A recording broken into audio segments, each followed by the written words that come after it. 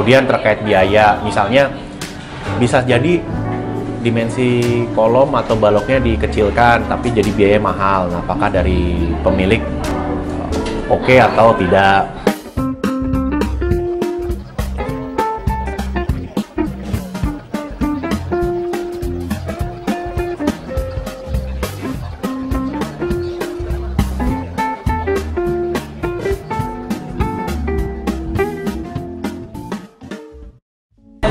Sekarang saya akan menjelaskan mengenai tahapan berikutnya dari proses perencanaan arsitektur, yaitu tahap schematic design.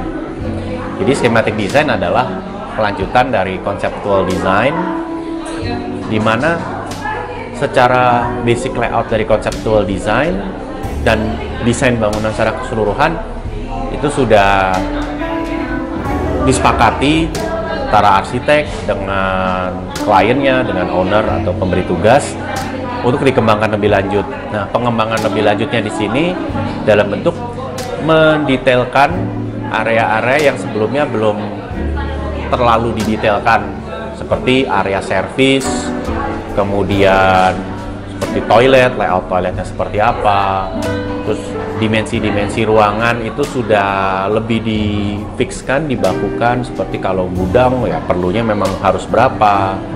Kemudian untuk ruang-ruang utilitas, mechanical, electrical, plumbing juga. Nah, kaitannya dengan hal teknis bangunan ini di tahap schematic design ini baiknya sudah melibatkan teman-teman perencana struktur dan MEP, Mechanical Electrical Plumbing atau utilitas bangunan. Jadi karena di schematic design ini penting atau esensinya adalah membuat suatu desain bangunan, ya denah, tampak bangunan yang memang secara keteknikan bangunan itu sudah memenuhi. Nah, salah satunya kan tentunya terkait struktur dan MEP. Kalau kita bicara struktur adalah bagaimana dimensi balok, dimensi kolom itu hal yang ya erat kaitannya dengan desain arsitektural ya. Bagaimana dimensi kolom dari teman-teman perencana struktur, apakah dinding bangunan, dinding arsitekturnya harus ada yang digeser supaya pas dengan kolomnya. Kemudian apakah posisi as kolomnya tuh sudah sesuai dengan desain arsitekturnya, dengan dinding-dindingnya, ataukah as kolomnya harus agak digeser gitu. Dindingnya mau di as kolom, mau di rata mana, rata sebelah kiri kanan atau bagaimana.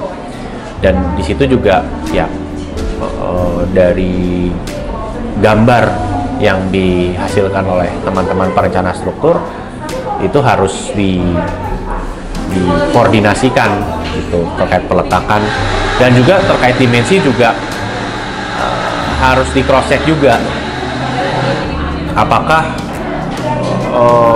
dimensi yang dihasilkan atau dihitung oleh teman-teman perencana struktur itu sesuai atau masih bisa masuk ke desain arsitekturnya. Memang kalau dari tahap konseptual desain, arsitek sudah membuat asumsi kurang lebih dimensi kolom dan ya kalau terkait MEP, ruang MEP kira-kira berapa gitu ya, berdasarkan pengalaman. Tetapi bisa jadi kan di dalam suatu project yang spesifik itu perhitungan dimensi kolom persisnya itu tidak persis sama dengan yang diasumsikan oleh arsitek. Demikian pula dengan ruang-ruang MEP gitu. Jadi kalau terkait dimensi kolom gitu, apakah misalnya sudah sesuai atau dari arsitek minta apakah bisa dikecilkan atau digeser dan lain sebagainya. Balok pun juga sama. Kemudian juga terkait MEP, kalau yang sifatnya terkait equipment mungkin itu sudah sudah given ya gitu, karena dari pabrikan gitu. Jadi arsitek dalam tanda kutip mau tidak mau harus mengakomodir karena sudah seperti itu dimensinya dari produsen equipmentnya. Tapi mungkin kalau untuk beberapa hal lainnya masih bisa didiskusikan, dikompromikan gitu, misalnya seperti ducting untuk AC, misalnya posisi ductingnya, posisi pipa, baik pipa air kotor, air bersih, dimensi shaft, ya shaft air plumbing, shaft electrical, pressurized air shaft untuk tangga kebakaran. Gitu. Jadi mencari titik optimal dari sisi perencanaan arsitektur maupun disiplin ilmu lainnya, ya, MEP, struktur, agar seluruh hal tersebut bisa terakomodir dan ya itu menghasilkan desain yang optimal. Mungkin tidak bisa sepenuhnya ideal, apalagi kalau kita di project kan ya ada isu pertama ya teknis, bahwa memang ada kebutuhan struktur dan MEP yang harus diakomodir. Kemudian terkait biaya, misalnya bisa jadi dimensi kolom atau baloknya dikecilkan tapi jadi biaya mahal. Nah, apakah dari pemilik oke atau tidak? Equipment NE juga gitu, mungkin ada yang dimensinya lebih kecil, lebih menghemat space sehingga ruang arsitekturnya lebih besar tapi harganya lebih mahal gitu. Atau juga selain biaya terkait time frame, mungkin ada equipment ME yang bisa lebih ideal secara arsitektur tetapi pengadaannya tuh lama gitu, atau hanya bisa disediakan oleh beberapa supplier saja, tidak semua supplier bisa menyediakan. Nah, itu jadi harus dilakukan kompromi itu dalam menentukan hasil akhir dari skematik desainnya. Nah, demikian pula juga terkait hal-hal estetis gitu ya, misalnya seperti tampak bangunan, kemudian bagaimana suasana ruang. Di situ juga lebih dirasionalkan, lebih dibuat lebih detail dan lebih terukur.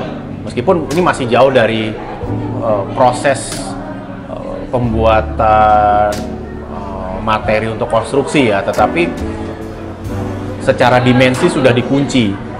Gitu. Jadi benar-benar ya tidak akan ada perubahan lagi dalam fase-fase berikutnya, tinggal nanti lebih ke pendetailan apa cara memfabrikasi ataupun membangunnya. Nah, di tahap skematik ini makanya kalau seperti elemen-elemen yang muncul di tiga dimensi atau perspektif ya, baik itu eksterior bangunan ataupun mungkin kalau misalnya ada atrium atau void ataupun ada bidang dinding dan lain sebagainya, itu semuanya sudah lebih terukur dibandingkan dengan materi konseptual. Kalau di materi konseptual lebih kepada impresi, kesan secara umum seperti apa ruangnya. Kalau di skematik ini kita sudah benar-benar bicara dimensi dan keterukuran setiap elemen yang membentuk area ruang ataupun tampilan bangunan tersebut. Kalau pertanyaannya apakah dari tahap konseptual desain ke skematik desain atau bahkan di dalam skematik desain sendiri itu bisa ada perubahan, ya jawabannya iya. Itu ada proses yang terjadi di dalam namanya perencanaan arsitektur, ya selalu ada penyesuaian-penyesuaian. Namun satu hal adalah proses ini linear, artinya mungkin kalau dulu di konseptual masih sifatnya secara kasar, secara garis besar, makin kesini lebih diperinci. Atau misalnya kalau dulu dari tahap konseptual itu bisa dibuat turunan varian desain beberapa alternatif. Nah, di tahap skematik ini dari beberapa varian itu coba dieksplorasi plus minusnya masing-masing, kemudian akhirnya dipilih menjadi satu opsi yang dikunci. Atau misalnya selama tahap skematik ini dari pihak pemilik merasa kayaknya mungkin denahnya atau mungkin tampilan tampak bangunannya akan masih perlu direvisi sedikit banyak gitu. Itu sangat dimungkinkan. Namun kembali lagi karena ini adalah prosesnya terus ya, moving forward, kita tidak bolak-balik. Jadi memang sifatnya lebih penyempurnaan desain, bukan kita mencari benar-benar desain yang totally brand new, bukan seperti itu ya.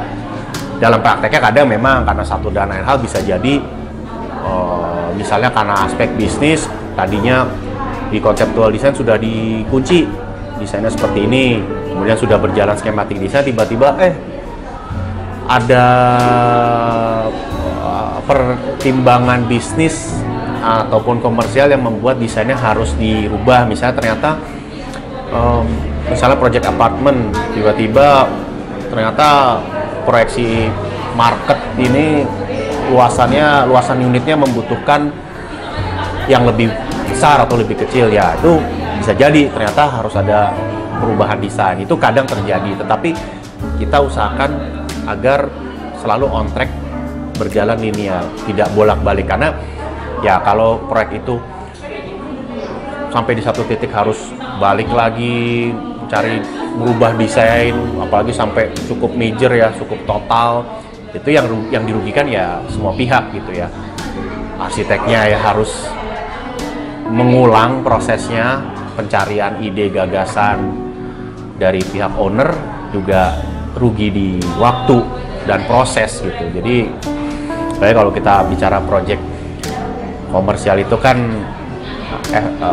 kompetisi ya, antar project atau antar owner itu kan juga erat kaitannya dengan time frame ya. Siapa yang bisa lebih cepat launch projectnya, itu bisa lebih cepat menggrab market gitu. Jadi tetap mau bagaimanapun kondisinya, proyek itu dinamis, tetapi sebaiknya kita tetap arahkan agar satu arah yang seminimal mungkin bolak-balik.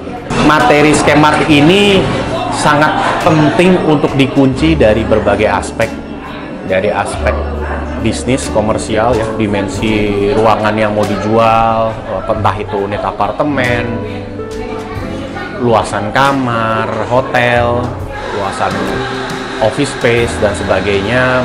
Kemudian dari aspek teknis itu tadi, dimensi kolom, balok, apakah perlu ada dinding yang harus digeser atau tidak, apakah tinggi lantainya sudah pas supaya untuk mengejar tinggi plafon yang nyaman. Terus tadi untuk terkait MEP utilitas, apakah equipment ataupun keperluan dari utilitas itu sudah terpenuhi dan memang sudah optimal. Jadi sudah optimal dari berbagai aspek. Itu sangat penting untuk dikunci, karena materi skematik ini adalah sebagai dasar untuk pengajuan izin bangunan atau IMB. Kalau misalnya dalam proses pengurusan IMB atau bahkan setelahnya ada perubahan, itu tentunya nanti akan jadi masalah di kemudian hari. Karena kalau misalnya kita bicara layout gitu ya, ada perubahan layout, bisa jadi terkait dengan perhitungan KDB, KLB dan lain sebagainya. Itu kalau sudah keluar izinnya seperti ini tiba-tiba berubah, nanti ya ketika dibangun bisa dianggap pelanggaran. Nah itu kan tentunya sesuatu yang ya sama-sama dihindari ya, sama-sama kita hindari. Tapak bangunan juga begitu ya, sudah keluar IMB seperti ini, kalau berubah kan biasanya oleh Pemda akan dianggap pelanggaran. Jadi sangat penting untuk mengunci berbagai elemen di denah ataupun tampak pada tahap skematik. Nah, bila selama proses perizinan kita anggap ya tidak ada hal yang perlu disesuaikan lagi atau dirubah lagi atau direvisi, maka materi skematik ini otomatis akan menjadi materi materi yang digunakan untuk tahap selanjutnya lagi, yaitu tahap design development atau detailing. Itu nanti arahnya akan untuk dokumen tender, dokumen konstruksi dan seterusnya. Jadi sangat-sangat penting untuk mengunci desain skematik ini, karena menjadi modal awal untuk fase-fase berikutnya yang sudah tidak bisa dirubah-rubah lagi, karena erat kaitannya dengan budgeting dan perizinan dan lain sebagainya. Tuh. Saya rasa cukup penjelasan untuk schematic design. Nanti di episode berikutnya saya akan menjelaskan mengenai tahapan berikutnya di proses perencanaan arsitektur.